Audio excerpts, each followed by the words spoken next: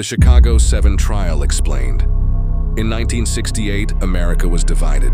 The Vietnam War raged overseas, while at home the civil rights movement was reeling from the assassinations of Martin Luther King Jr. and Robert Kennedy.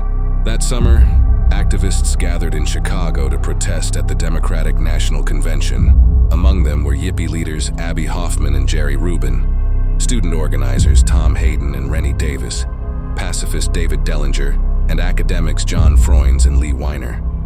They expected massive crowds, but Chicago's Mayor Richard Daley denied permits and deployed thousands of police, National Guard, and federal troops. What followed was chaos.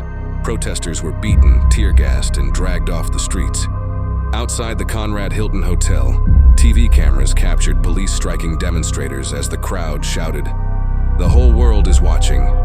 In 1969, the Nixon administration indicted 8 men, including the Black Panther Party's Bobby Seale, charging them with conspiracy and crossing state lines to incite riots.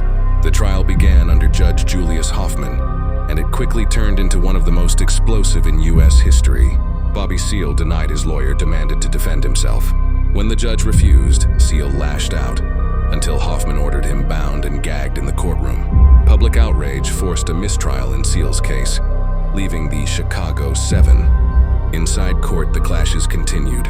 The prosecution painted them as dangerous radicals.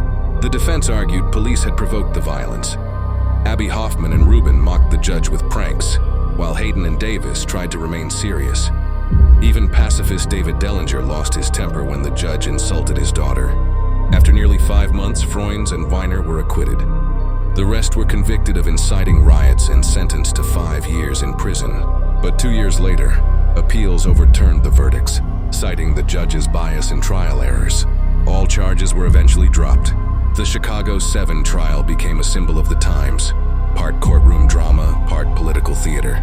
It exposed the deep divide between authority and dissent, and even today, it remains a defining moment in the history of American protest.